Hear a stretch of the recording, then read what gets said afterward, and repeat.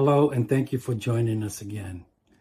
Today I want to talk about a popular proverb, Proverbs 31, commonly referred to as the Virtuous Woman.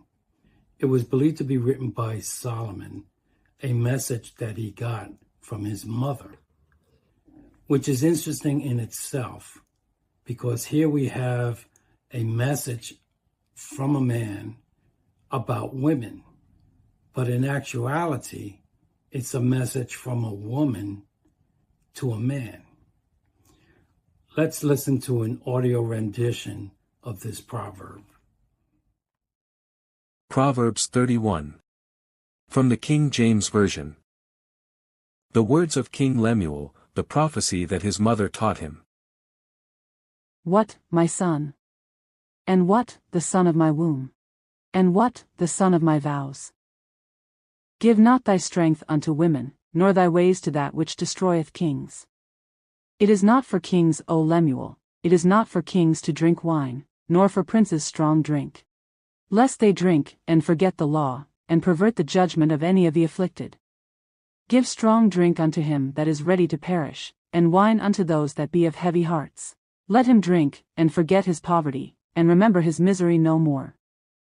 Open thy mouth for the dumb in the cause of all such as are appointed to destruction. Open thy mouth, judge righteously, and plead the cause of the poor and needy. Who can find a virtuous woman? For her price is far above rubies. The heart of her husband doth safely trust in her, so that he shall have no need of spoil. She will do him good and not evil all the days of her life. She seeketh wool, and flax, and worketh willingly with her hands. She is like the merchant's ships, she bringeth her food from afar. She riseth also while it is yet night, and giveth meat to her household, and a portion to her maidens. She considereth a field, and buyeth it, with the fruit of her hands she planteth a vineyard. She girdeth her loins with strength, and strengtheneth her arms. She perceiveth that her merchandise is good, her candle goeth not out by night. She layeth her hands to the spindle, and her hands hold the distaff. She stretcheth out her hand to the poor, yea, she reacheth forth her hands to the needy. She is not afraid of the snow for her household, for all her household are clothed with scarlet. She make herself coverings of tapestry. Her clothing is silk and purple. Her husband is known in the gates, when he sitteth among the elders of the land. She make fine linen, and selleth it, and delivereth girdles unto the merchant. Strength and honor are her clothing, and she shall rejoice in time to come. She openeth her mouth with wisdom, and in her tongue is the law of kindness. She looketh well to the ways of her household, and eateth not the bread of idleness. Her children arise up, and call her blessed, her husband also, and he praiseth her. Many daughters have done virtuously, but thou excellest them all. Favor is deceitful, and beauty is vain. But a woman that feareth the Lord, she shall be praised. Give her of the fruit of her hands, and let her own works praise her in the gates. We took our reading from the King James Version, and I used that for a particular reason.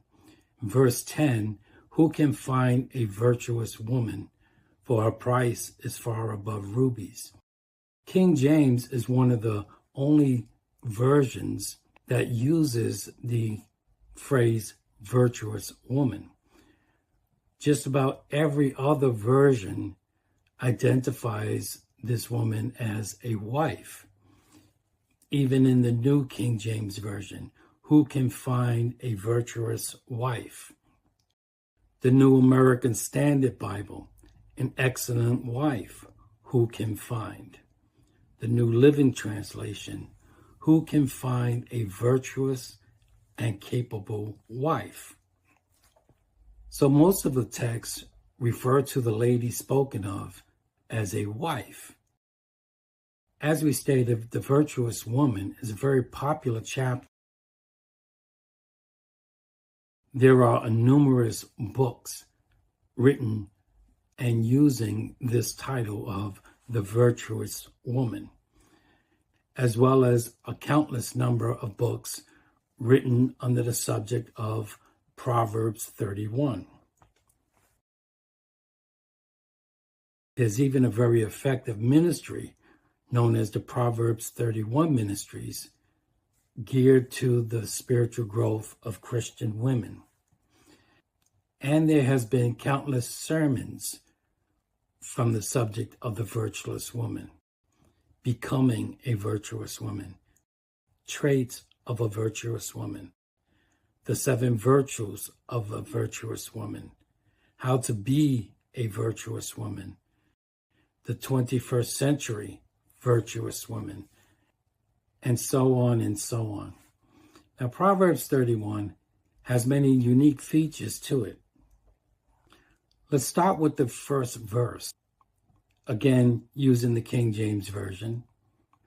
Verse 1 says, "The words of King Lemuel, the prophecy that his mother taught him." And the name Lemuel is repeated in verse 4. "It is not for kings, O Lemuel, it is not for kings to drink wine, nor for princes strong drink." Now, what's interesting about this verse is when we look through the history of the Israeli kings, there was no King Lemuel. It is still believed to be a reference to King Solomon. The name Lemuel means dedicated to God.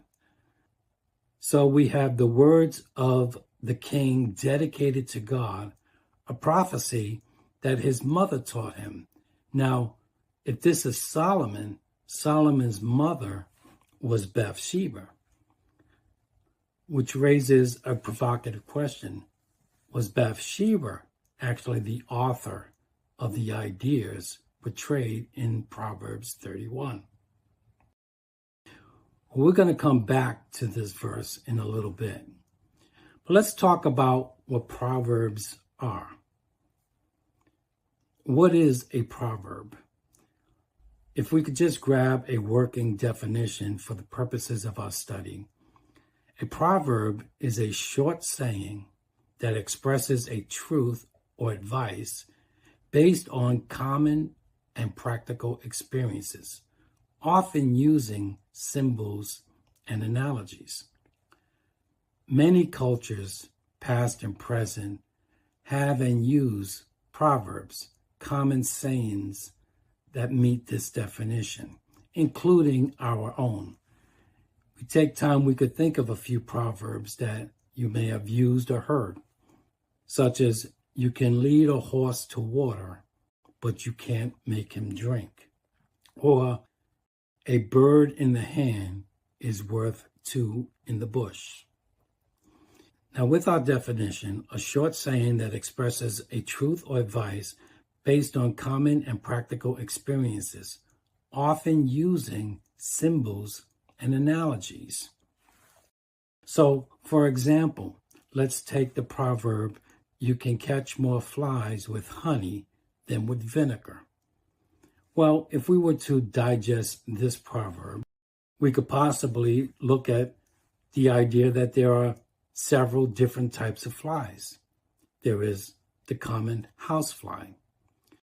There's a fruit fly. There's a horsefly, which of course doesn't look anything like this. We can also look at the variety of honey. There's raw and pure honey. There's processed honey. There's honey mustard, which of course isn't honey at all. But the proverbs we're looking at clearly has nothing to do with flies, and it's not about honey. It's using these symbols and analogies to express a truth. The truth being, you can usually get more positive results with niceness rather than being nasty. Proverbs is part of a genre of biblical literature known as poetry. And there are 5 notable books of the Old Testament that's classified as poetical literature. There's the book of Job, Psalms, Proverbs, Ecclesiastes, and Song of Solomon. Now, there are other portions of poetry throughout the Old Testament. We find them in Lamentations and even in certain prophecies. But these are books that are dedicated and classified entirely as poetry. Now, Hebrew poetry is different from our contemporary poetry. Our poetry is usually based on rhyme and rhythm. So, for example, roses are red, violets are blue, sugar is sweet, and so are you. And of course, there's the master of poetry, Dr. Seuss. I do not like green eggs and ham. I do not like them, Sam I am. Rhyme and rhythm. Hebrew poetry, however, is based on what's known as parallelism, the lining up of two or more thoughts. Now, there are three basic types of parallelism in Hebrew poetry. One is called synonymous parallelism. Synonymous parallelism is when you have two thoughts that are basically saying the same thing, simply using different words. So, for example, Proverbs 15, a gentle answer turns away wrath, but a harsh word stirs up anger. The same idea is conveyed, just using different words. Proverbs 16, pride goes before destruction, a haughty spirit before a fall. Proverbs 19, a false witness will not go unpunished, and whoever pours out lies will perish. Synonymous, saying the same thing in a different way. Then there is antithetical parallelism. Here, one thought is being contrasted by another thought. Proverbs 10:1, a wise son brings joy to his father, but a foolish son brings grief to his mother. Proverbs 12, the way of fools seems right to them, but the wise listen to advice. Proverbs 15, a gentle answer turns away wrath, but harsh words stirs up anger. Again, two thoughts contrasting each other to make its point. Then there is synthetic parallelism. Here you have one thought that is then built upon and expounded upon in the second thought. Proverbs 4, above all else, guard your heart, for everything you do flows from it. The second clause elaborates and builds on the first clause. Proverbs 16, commit to the Lord whatever you do, and he will establish your plans. Proverbs 20, a king's wrath strikes terror like the roar of a lion. Those who anger him forfeit their lives. Now, Proverbs 31, for the most part, uses synthetic parallelism. So, Proverbs 31, verse 13, she selects wool and flax and works with eager hands. Verse 14, she is like the merchant ships, bringing her food from afar. Verse 16, she considers a field and buys it. Out of her earnings, she plants a vineyard. And so we have Hebrew poetry using parallelism. Now, another feature that Hebrew poetry uses is known as alphabetic acrostics. Acrostics is a method when you use a particular letter of the alphabet to exemplify and illustrate another concept. We kind of use acrostics in our culture in a different sort of way. You might have heard sermons that went something like this. Today, we're going to speak about church. C is for community. H is for hope. U is for unity. R is for renewal. C for compassion. H for healing. Or another example, today's sermon is going to be on faith. F stands for focus. A is for assurance. I is for inspiration. T is for trust. H is for hope. Hebrew acrostics is somewhat different. There are several psalms that specifically use alphabetic acrostics. Psalm 25, Psalm 37, Psalm 111, Psalm 112, Psalm 119. There are 22 letters in the Hebrew alphabet. With these psalms, each verse uses one of the preceding letters of the alphabet. So verse 1 would use what is equivalent to our A. Verse 2 would use what's equivalent to our B, so forth and so on. Now, we can't see or recognize any of this in the English language, obviously, because they're using Hebrew letters. The clearest example of this is found in Psalm 119. We know it is the longest chapter of the Bible. It has 176 verses. In most Bible translations, they actually construct it in a certain way. There are 22 stanzas of 8 verses each. And oftentimes you would actually see the Hebrew letter above it. And in this psalm, verses 1 to 8 all start with the Hebrew letter for A. Each verse starts with our equivalent to the letter A.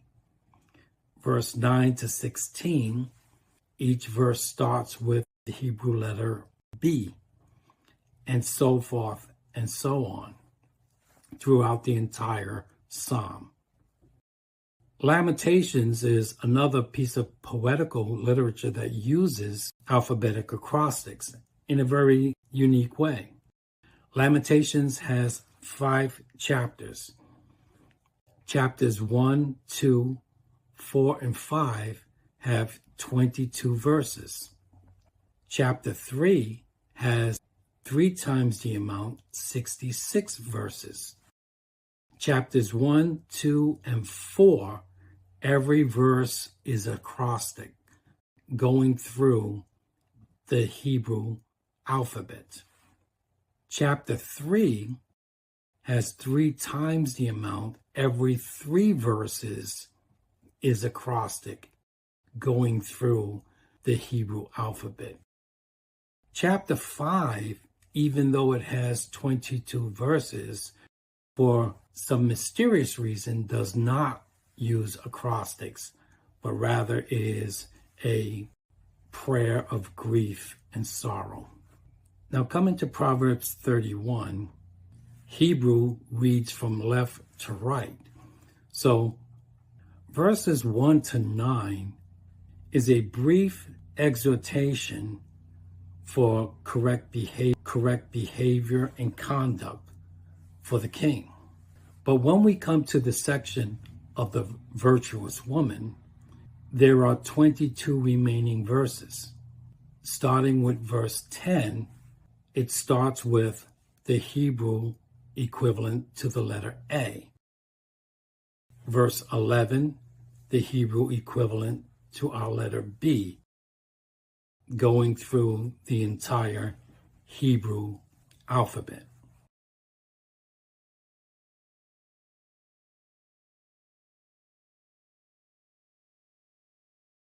This portion of the proverb deals with this virtuous woman. And It's an amazing read. Verse 11, her husband has full confidence in her and lacks nothing of value. The virtuous woman is trustworthy. Verse 17, she seeks wool and flax and works with willing hands. She's hardworking. Verse 27, she watches over the affairs of her household. She does not eat the bread of idleness. Verse 16, she considers a field and buys it. Out of her earnings, she plants a vineyard. She's resourceful. Verse 20, she opens her arms to the poor and extends her hands to the needy. She's compassionate. Verse 28, her children arise and call her blessed. Her husband also, and he praises her. She's a supportive mother. The woman in this chapter is amazing. She's loving. She's trustworthy.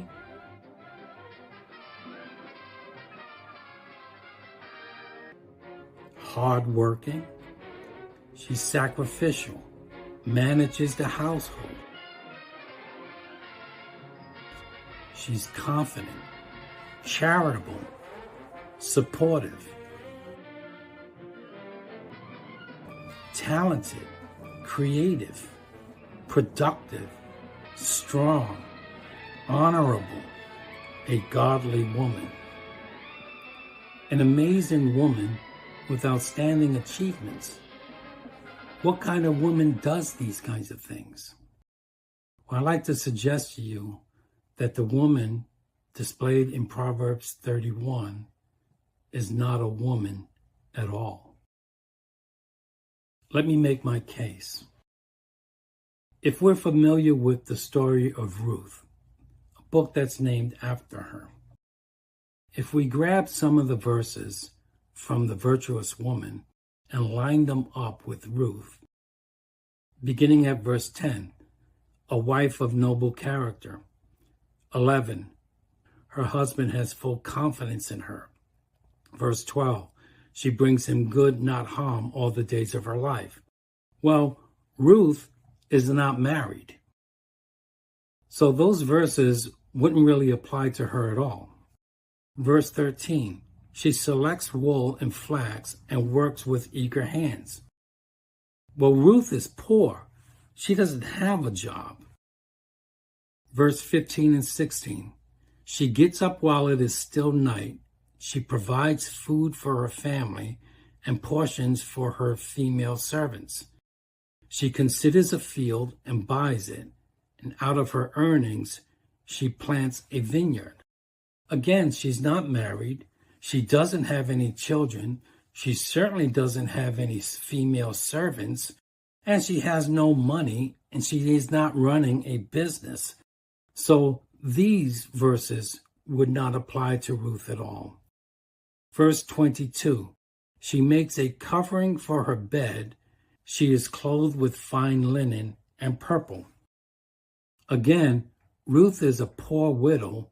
We find her gleaning in the fields, collecting scraps in order to eat and survive. So none of the traits or qualities of the so-called virtuous woman of Proverbs 31 would apply to Ruth at all. And yet, we read in the 3rd chapter, Naomi speaking, "And now, my daughter," referring to Ruth, "do not fear. I will do for you all that you request. For all the people of my town know that you are a virtuous woman." So while Ruth does not display any of the qualities or traits described in Proverbs 31, she is noted as a virtuous woman. Proverbs uses a virtuous woman to personify wisdom. In the opening chapters, Proverbs 1, verse 20, out in the open, wisdom calls aloud. She raises her voice in the public square. On top of the wall, she cries out. At the city gate, she makes her speech. How long will you who are simple love your simple ways? How long will mockers delight in mockery and fools hate knowledge? In Proverbs 9, wisdom has built her house. She has set up its 7 pillars.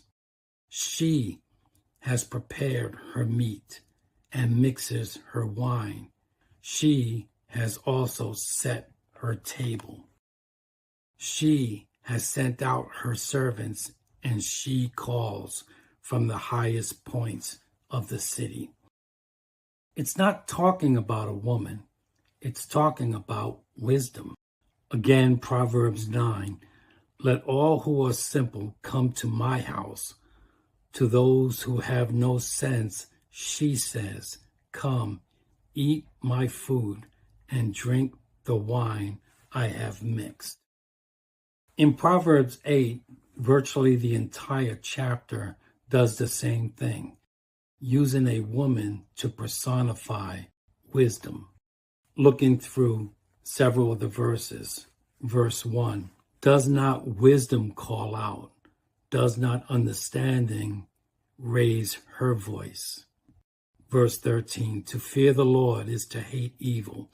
I hate pride and arrogance, evil behavior, and perverse speech. Verse 19, my fruit is better than fine gold. What I yield surpasses choice silver. Verse 12, the Lord brought me forth as the first of his works, before his deeds of old. I was formed long ago, at the very beginning, when the world came to be. When there was no watery depths, I was given birth. When there was no springs overflowing with water, before the mountains were settled in place, before the hills, I was given birth. Verse 32, now then, my children, listen to me. Blessed are those who keep my ways. Again, not speaking of a woman at all, but wisdom personified as a virtuous woman. In the same way, Proverbs often uses a prostitute, a harlot, to personify folly and foolishness. Proverbs 9, verse 13, folly is an unruly woman. She is simple and knows nothing.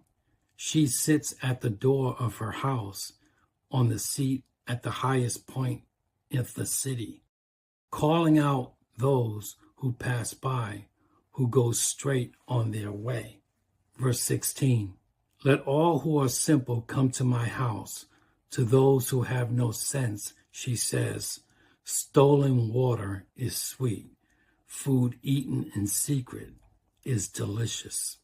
Folly and foolishness personified.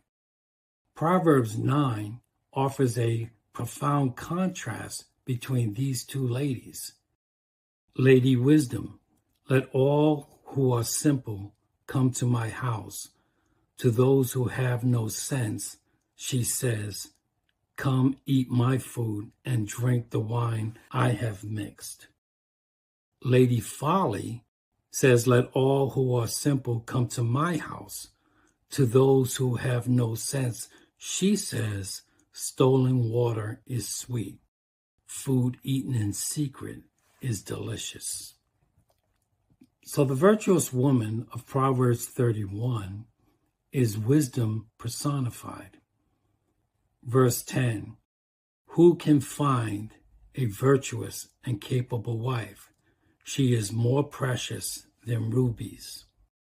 Proverbs 8:11, for wisdom is far more valuable than rubies. Nothing you desire can compare with her. Proverbs 31, verse 28, her children stand and bless her. Her husband praises her. Proverbs 8:11. And so, my children, listen to me, for all who follow my ways are joyful. Now, if we return to verse 1, the words of King Lemuel, the prophecy that his mother taught him. If the words of this proverb comes from the mother of the king dedicated to God, then even the mother here can be thought of as Mother Wisdom. Proverbs 4:7, wisdom is the principal thing, therefore get wisdom, and in all your getting, get understanding. Exalt her, and she will promote you. She will bring you honor when you embrace her.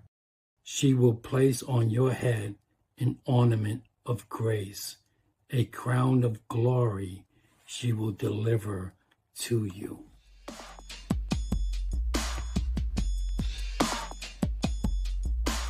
People get ready, Jesus is coming soon, we'll be coming home. People get ready, Jesus is coming to take from the world and low. People get ready, Jesus is coming to take from the world and low. People get